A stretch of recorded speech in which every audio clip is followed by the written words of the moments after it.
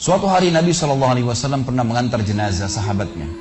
Waktu jenazah tersebut ditaruh di kuburan, kata Nabi SAW, kalau seseorang mukmin meninggal dunia, siapa orang mukmin teman-teman sekalian? Orang yang sudah menggabungkan antara rukun Islam sama rukun iman. Kalau antum syahadat sudah, muslim, alhamdulillah, sholat 5 waktu, zakat, puasa Ramadan, haji, sudah dikerjain. Ditambah dengan keimanan, yakin Allah ada, yakin malaikat ada mencatat, yakin diturunkan dalam Al-Quran, yakin ada Rasul yang mengajarkan Nabi Muhammad SAW, ada diterima pahalanya hari kiamat, maka itu namanya mukmin. Ditambah dengan mengimani qada dan qadar. Kalau ada orang sholat, Allah ada nggak ya? Malaikat catat nggak ya? Hari kiamat saya terima nggak? Ini masih muslim, belum mukmin, masih level di bawah.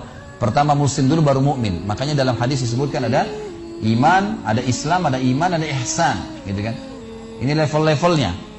Nah, kata Nabi SAW, kalau orang mukmin menggabungkan antara rukun Islam sama rukun iman, sholat yakin Allah ada, sholat begini dan seterusnya, maka akan datang kepadanya 3 sosok malaikat pada saat meninggal. Dan ini teman-teman bukan dongeng saya ceritakan, ini hadis Nabi, berita wahyu yang pasti kita semua akan saksikan. Demi Allah ini benar, ini wahyu, gitu kan? Malaikat datang, di kiri kanannya malaikat rahmah membawa kain kafan dari surga, yang satu malaikat maut di ubun-ubun kepalanya sambil berkata, ya ayyatuhan nafsul mutmainnah irji ila rabbiki radiyatan mardiyah. Hai jiwa yang baik, keluarlah kepada rahmat dan pengampunan Tuhanmu. Kata Nabi SAW, ruhnya keluar lebih mudah daripada air dari mulut kendi, cepat sekali. Begitu keluar, belum sesaat keluar, ditangkap oleh malaikat rahmah, dibungkus dengan kain kafan dari surga, dibawa ke langit.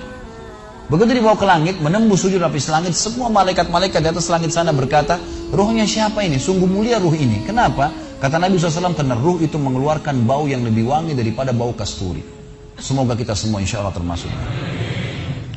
Maka kata Nabi SAW, malaikat rahmah mengatakan, ini fulan bin fulan, namanya yang paling mulia di dunia. Lalu kemudian ditembuskan sampai langit ke-7, lalu kemudian terdengar suara dari langit ke-7. Allah Azza wa Jalla berkata, catatkan hambaku termasuk penghuni surga, kembalikan dia di dunia, di sana saya ciptakan, di sana pula saya akan bangkitkan. Diantar ruhnya bersamaan jasadnya, diantar oleh kerabatnya.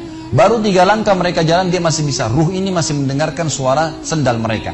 Lalu malaikat datang mendudukkan dia lalu berkata, siapa Tuhanmu, siapa nabimu, apa kitabmu? Lalu dia kalau orang beriman, kata Nabi SAW, Allah berfirman, yuthabbitullahu alladhina amanu bilqawli tsabit fil hayatid dunya fil akhirah. Allah akan tetapkan jawaban lisan orang-orang beriman di dunia. Kalau dia belajari agama ini lalu ditanya kenapa kau sholat, kenapa kau puasa, dia akan punya jawaban dari wahyu. Dan di akhirat, kata ulama tafsir, adalah yang dimaksud pertanyaan mungkar nakir atau malaikat di kuburan. Ringkas cerita adalah dia akan menjawab, Tuhanku Allah, Nabiku Muhammad, kitabku Al-Quran. Pada saat dia jawab jawaban itu teman-teman sekalian, maka tiba-tiba saja kata Nabi SAW, malaikat tersebut membukakan baginya pintu neraka, azab, siksaan, orang teriak-teriak, api yang berkobar-kobar, dia ketakutan. Kata malaikat, lihat dari apa Allah selamatkan dirimu. Karena kau beriman, kau nggak jadi masuk sini, ditutup. Supaya dia tahu nih, kalau dia berbuat salah akan masuk situ, ditutup. Dibuka pintu surga, dayang-dayang, permadani, istana yang luas, luar biasa. Dia gembira. Lalu kata malaikat, kau akan masuk di sini. Maka si mayit tersebut pun berdoa mengatakan, ya Allah cepatkan waktu, karena aku ingin masuk ke dalam surgaku. Lalu datang di sebelahnya orang yang tampangnya gagah, badannya bersih, wangi, saking sempurnanya kata jenazah ini. Ruh ini berkata, siapa kamu ini? Sungguh sempurna ciptaan Allah pada dirimu. Maka dia berkata, diam dulu. Maka dia berkata, gitu kan? Dia berkata, saya amal saleh akan menemani kau sampai hari kiamat. Maka kata Nabi SAW, terdengar suara, ya, Allahu alam di sini disebutkan Allah atau malaikatnya, tapi yang jelas menyampaikan dari Allah Subhanahu wa taala, lapangkan kuburan hambaku ini seluas pandangan matanya dan bukakanlah pintu surga baginya setiap pagi dan petang dia melihat, maka jadilah kuburannya taman dari taman surga sampai hari kebangkitan. Baik. Sebaliknya kata Nabi SAW, kalau orang fasik, siapa tadi fasik? Muslim yang masih berbuat maksiat. Teman-teman hati-hati, jangan kena mengandalkan sudah syahadat kemudian bebas berbuat dosa. Hati-hati. Fasik dan orang kafir proses matinya sama. Kata Nabi SAW, orang fasik dan orang kafir akan datang kepadanya 3 malaikat. 2 malaikat azab di kiri kanannya, 1 malaikat maut di ubun-ubun kepalanya yang berkata, hai jiwa yang busuk, keluar kepada kemurkaan Tuhanmu. Maka ruhnya berantakan di tubuhnya, tidak berani keluar. Lalu malaikat maut menariknya dengan keras, ibaratnya seperti bulu domba yang dibasahkan, dililitkan di pohon berduri lalu ditarik dengan keras sehingga berantakan bulu domba itu. Keluar, belum sesaat keluar ditangkap oleh malaikat azab, dibungkus dengan kain kafan dari neraka, dibawa. Baru langit pertama nggak dibukain pintu oleh para malaikat. Lalu malaikat langit berkata, siapa ruh ini? Sungguh buruk ruh ini. Kenapa?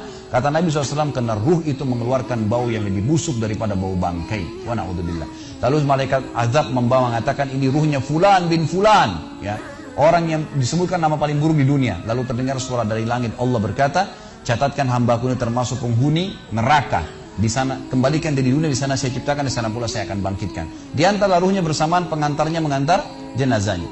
Begitu masuk dan 3 langkah, ya, orang-orang mengantarnya lewat, malaikat datang mendudukkan dia, mengatakan siapa Tuhanmu, siapa nabimu, apa kitabmu.